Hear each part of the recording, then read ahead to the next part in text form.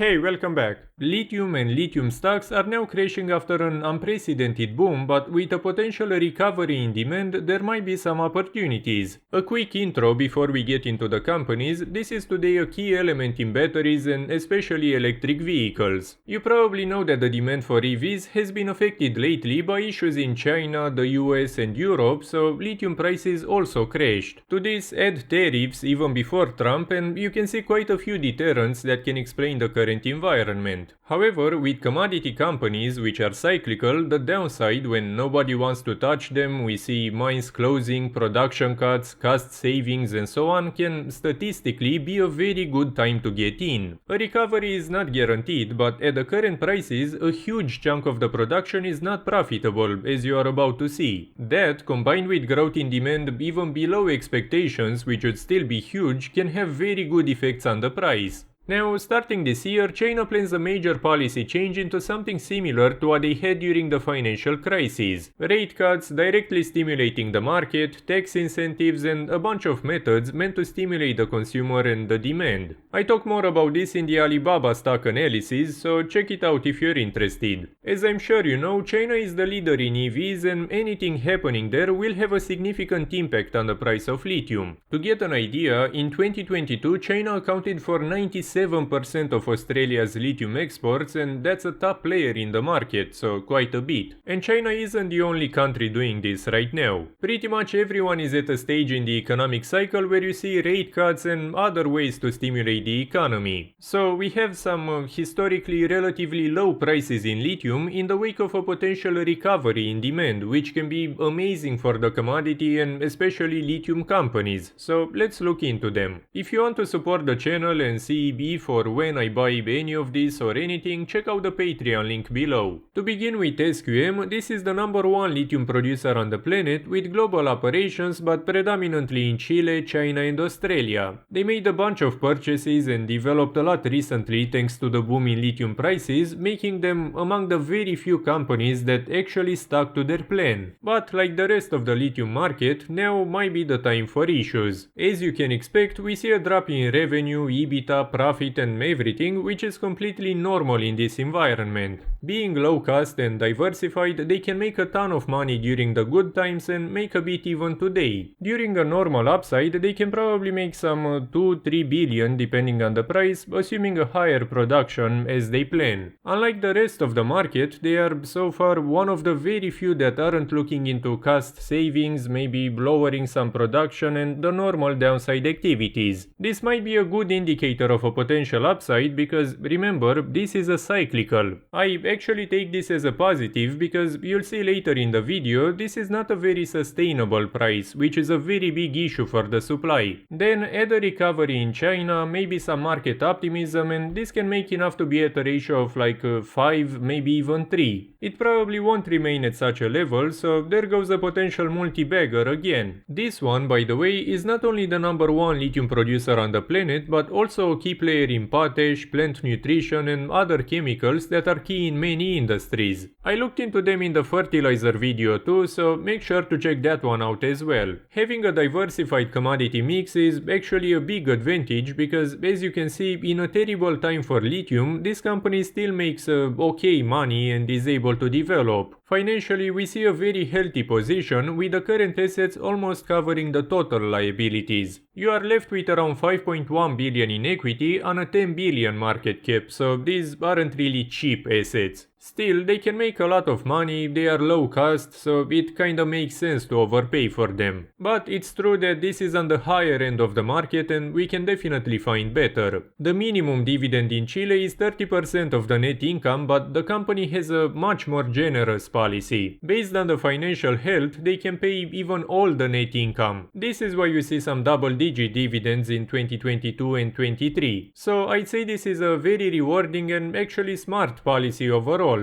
The downside to some degree is the political risk. They pay a lot in royalties, which really affects the company's upside, but still make a lot of money. They recently got into an agreement with a country that would allow them to mine lithium for a longer time at the cost of some more of the profit. The advantage here is that you don't just enter the market, you need the country's approval, which they don't just give to everyone. And this country is actually pretty strict and even denied again a 2.5 billion mine at the beginning of the year because it was threatening some penguins and other stuff. Overall, this is a good company in my opinion. Definitely an interesting option because you get not only the number one lithium producer but also other important commodities that can act as a hedge. When others are in trouble, this one could have just the cash flow needed to scoop up some very cheap projects and develop significantly. Plus great financials, low cost, so definitely one to keep in mind. But you have to also balance the potential political risk. As I said, they got into a deal with the country, but that's because Chile wanted to, let's say, nationalize the lithium market a bit more. You know, even now, due to the way the contracts are made, they would pay a ton of royalties if lithium has another boom. So great company, but also kind of, let's say, hinged. Now Albemarle, this one is the number 2 producer on the planet with a similar production capacity to SQM. They have operations all around the planet focusing on lithium for batteries plus specialties and petrochemicals, with the energy storage representing around 2/3 and the rest being spread between the other two. They bring up a good point about the current prices being well below the reinvestment level to support the new projects needed to meet the future demand. They expect the demand to 2.5x from 2024 to 2030, and with lithium even at 15,000 you'd still only meet like 85% of it. Again, if it's not profitable, you pause the project, put it in maintenance, cut production and so on, as we can already see in the market. At the current price you have significant issues in the supply. Now, we don't really have relevant data about the cash flow. If we look at 2022, sure, some decent cash flow, but much higher capex and a much lower production than today and especially tomorrow. I think for now we should maybe wait and see how the cost savings and everything is going before we can properly estimate this. They had some estimates, but now it's not happening anymore. Still, likely making decent money during the average and upside, and they should have an okay production cost thanks especially to the operations in the Dead Sea. Probably able to break even today if they do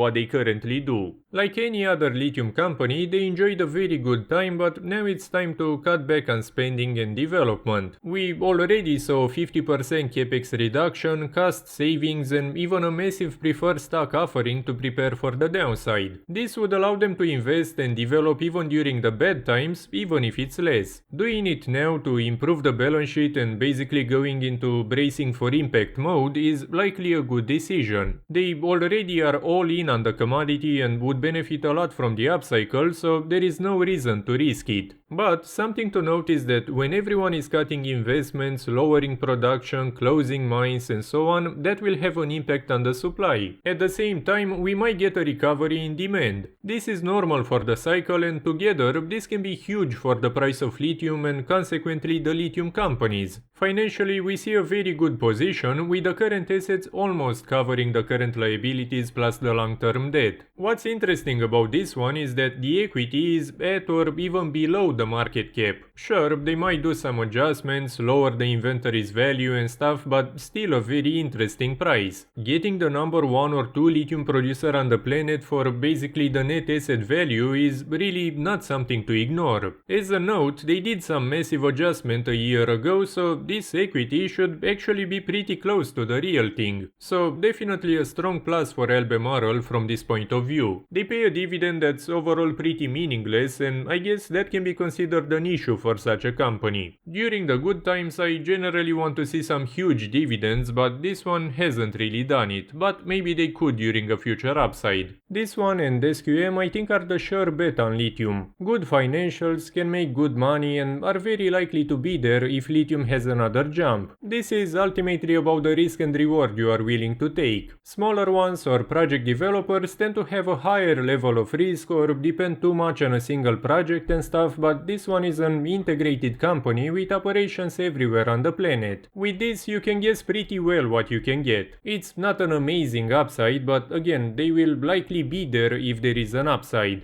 Now, Mineral Resources, this is pretty much the number 3 lithium company both by current and projected production. The difference is that on top of lithium, this is also an iron company that plans to develop into natural gas and renewable energy while also providing mining services. Despite not being the biggest, this one probably invested more than any other company in the video recently. We see investments in everything, but the lithium side is currently transitioning to lower volumes to meet the market's current demand. So, as I said, when pretty much everyone is cutting either current or future production, it's a pretty clear indicator of the environment. Lithium isn't rare, but it's all about being able to mine it profitably. At 5 or 7,000, a majority of the mines on the planet probably won't be able to do it. I don't know if I can find the source, but I remember that in 2019, Brian had an average cash cost of like 5,500, so now it might be significantly higher. The cash flow from operations grew very well even in a time like today, which is a sign of the company developing significantly. As a parenthesis, that's a higher operating cash flow than Albemarle and SQM, so actually huge in the lithium market. With normal capex, this company could have probably made like $500 million a year ago, so quite a bit, but they are investing a lot of money. Financially, we see an okay position, with the current assets covering the current liabilities, but quite a bit of debt. That's obviously the result of the company investing so much, and we see 2 billion being added from a year ago. The maturities begin in 2027, so they should be okay unless we get and stay into a bad scenario for every commodity for a couple of years. You get around 3.5 billion in equity on a roughly 7 billion market cap, so that's quite a bit to pay, but for good assets with a lot of potential. In the last presentation, they talked about the company's billionaire founder and managing director's conflict of interest and tax evasion, which he admitted. Things like leasing his buildings or using his daughter's shipping agency and stuff like that. Now this, not the tax evasion part, is not unheard of or necessarily illegal. I personally know like 6 founders who do that, so basically all the founders I know, but it's one thing when you have a small family business or a $1-2 million private company, and another one when it's a 7 billion public company. It's not your company trading with another one of your companies anymore. Other people care about the company's efficiency and ultimately its ability to grow and make money for them. And another note, this company has been public since 2006. It took nearly 20 years to address this. If it didn't blow in the media, it would probably continue even today. He's leaving the company now, so at least that's a positive, especially for the market's perception. And look, I have nothing against doing it when it's your company, but this isn't his company anymore, so it's not about his best interest, but the company's. On the bright side, changing some potentially unfavorable contracts could lead to the company saving some money, so there is a positive in this. So quite an interesting company offering a pretty unique commodity package as well. You get more long-term stability and cash flows from iron and mining services and potential to grow from lithium and energy. They invested a ton of money very recently, and that will definitely have an effect in the future. So much money on this market cap at this point in the commodity cycle can potentially be huge. They should also have a pretty high chance of being an acquisition target, especially if the price continues to fall. The debt might be a bit of an issue, and if we get into a bad scenario for longer, then this can have some problems. At the same time, if we don't, then this would very likely be pretty good. From the list, next would be Pilbara Minerals and Arcadium, but I looked into both. Pilbara very recently, and Arcadium is being bought by Rio Tinto, so there is no point. As a parenthesis, I called Arcadium probably the best lithium stock in the market, but now Pilbara might have even more potential, which is why I made a separate video for them. The graph is a bit misleading because Pilbara, for example, can double the production even from the projected amount you see on the screen, but they don't have a feasibility study for that yet, so it isn't projected. This is why it's important to look into and understand all of them and not rely on a graph, especially from the competition. An important note here though is that especially medium and smaller companies can have very high chances of being bought. As I said in the Arcadium video before being bought by Rio, these iron companies make 5, 10, even 20 billion billion per year, so more than enough to buy even SQM or Albemarle in a good year. Plus their Chinese partners and many other industries for which a 3, 4, 5 billion company isn't that expensive. Now, Sigma Lithium, they have a project in Brazil that they plan to develop even more. What's interesting about them is that they aim to produce what they call quintuple zero green lithium. That will come at a premium in the market, and Brazil should be pretty close to whoever wants it. You know, you care about that when you have the US and Europe relatively close and even the companies from there having production plants in your country. In case of a recovery, any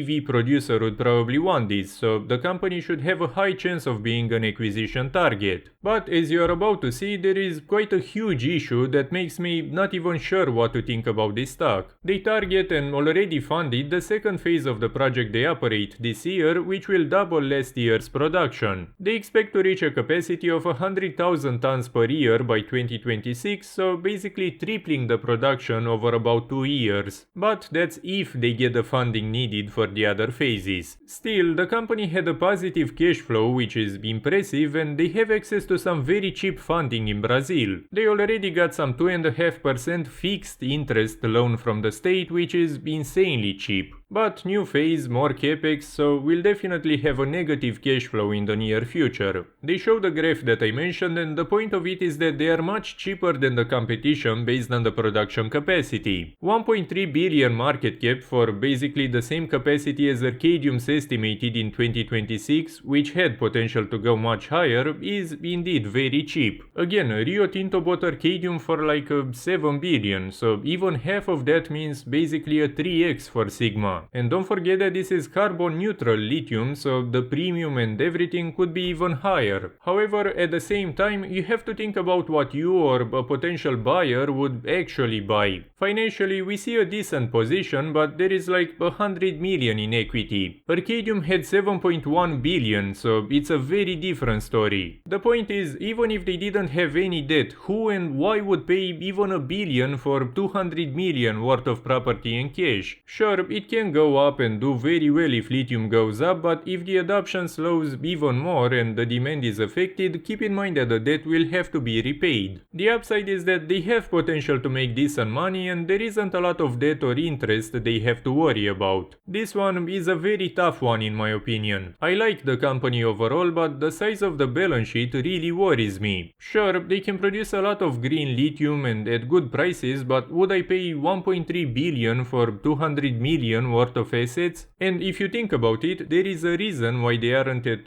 4, 5, 6 billion like the competition. But at the same time, what they can produce for 2, 3 billion could attract a potential buyer, so really a tough one again. So a bunch of good and unique companies that are getting to some interesting prices. Make sure to check out the recent in-depth Pilbara Minerals video as well to get a broader idea. I think that one is a bit more interesting. Again, we see the common trend of cutting production or investments and the companies going into, let's say, self-preservation mode while waiting for an upside. This has a clear effect on the supply, and combined with the news from China, we could see some really nice recovery. Sure, maybe not 80,000 ever again, but even 20-30,000 should be huge. I mean, any of this would potentially be multi-baggers if that happens, that's pretty sure. They are commodity stocks after all. As always, what I cover in my videos shouldn't be enough for you to make any investment decision, so please do your own research before investing in anything. If you want to see more videos like this one, please leave a like and even a comment to help me out, and make sure to subscribe. Thank you for watching and I'll see you next time.